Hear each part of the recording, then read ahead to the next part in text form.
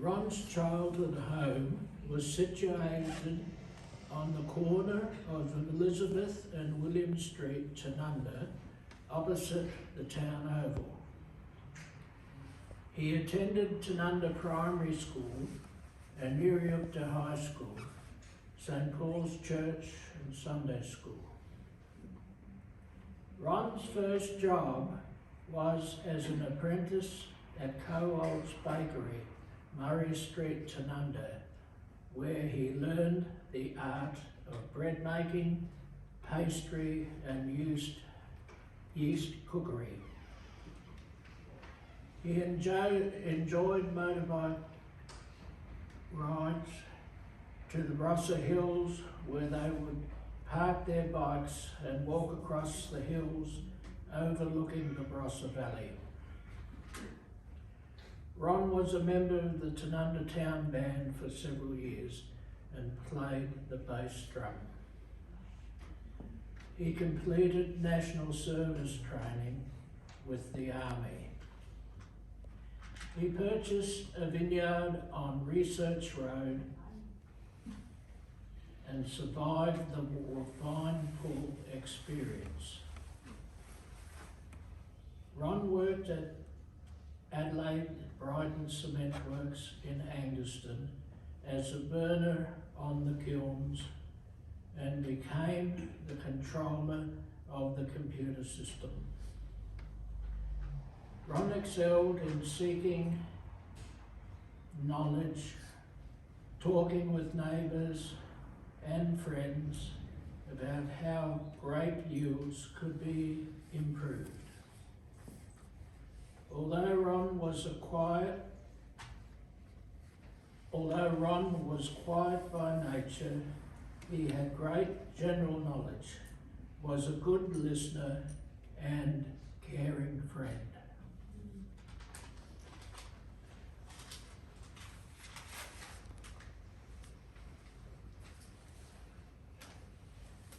Ron and I went through school about a year apart, so I've known him for many years, and when this lady came to Australia, he asked would I take her down Main Street and show her things. And I recall her reaction to our fruit and vegetable shop. She hadn't seen anything like that before. Our post office and just the general things that for us Australians we take for granted. So this is the story of Ron and Helen in Helen's words. Ron met Helen through pen pal, and she still has the letters he wrote. Is that all of them or just some of them? All of them, okay. After 6 months of corresponding, he went to the Philippines because he wanted to meet her personally. Helen told him she had one leg smaller than the other, so he had a choice to look at the stronger leg.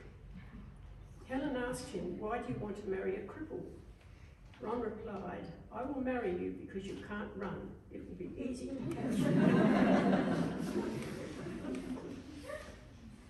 Ron requested Helen come to Australia so they could be married and gave her the opportunity to study a course of her own choosing, which was fashion design and construction.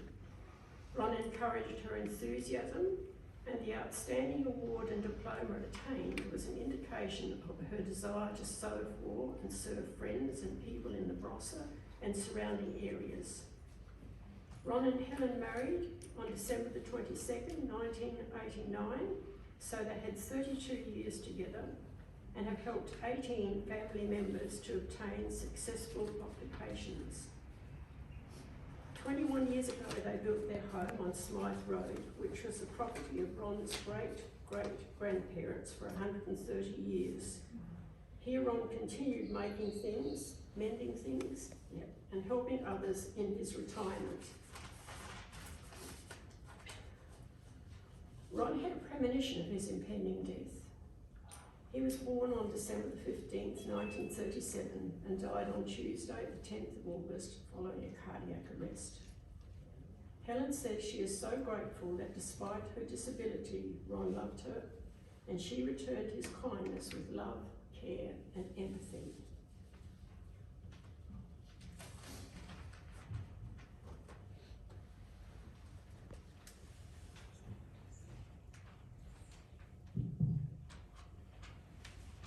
Ron, continue your journey. Farewell and goodbye. I miss you so much and I love you. Please rest in peace.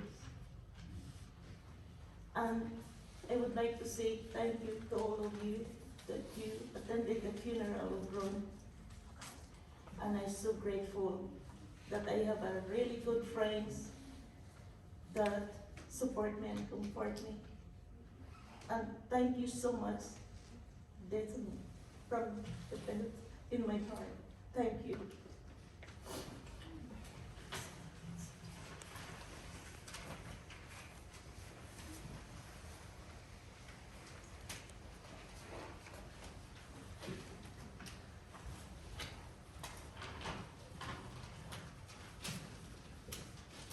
Thank you, Helen, for this privilege to reflect on Ron. As we come together to celebrate the life of Ronald Joseph Villa, a majestic name as the man himself, I would like to reflect on Ron, who had this great quality of gentleness in his heart and attracted the trust of others because of his strength.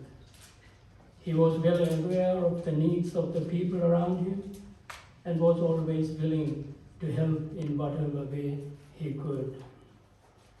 I met Ron more than 35 years ago when I joined Adelaide Brighton Cement. As Will just mentioned, Ron worked there. As part of getting to know the plant and the people, I spent 1 week at Angaston site, and by chance, it so happened that Ron was the kiln operator for that shift. The kiln is considered the central part of the cement plant, and there is no better way to understand how the plant works than by talking to experienced operators. Ron was one such operator, always trying to get the maximum output from the plant, and his ability to achieve record production levels were well known among his peers. During our conversations, Ron expressed genuine interest in wanting to know about my background, for he realized that I had just migrated with a young family and that I had no other extended family here. So just a few days before Christmas that year, one fine evening, we heard a knock on the door of our house in Adelaide, and when I opened the door, there it was Ron standing there outside with a bottle of wine and champagne for my wife Mary. He had dropped in on his rostered day off to visit us, and it meant a lot to me and my family. With his affable nature, Ron had this calm, friendly, and easy way to converse, particularly with young people.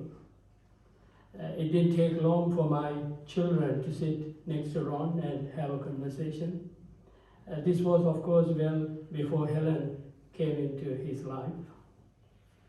So it became a routine that on his monthly rostered day off, Ron would visit us in Adelaide.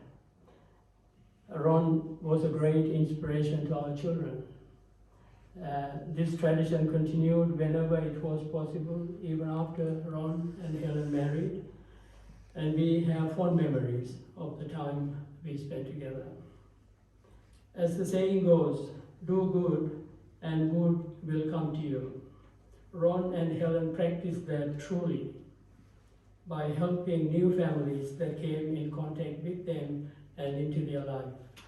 And return, they have been blessed with love, affection,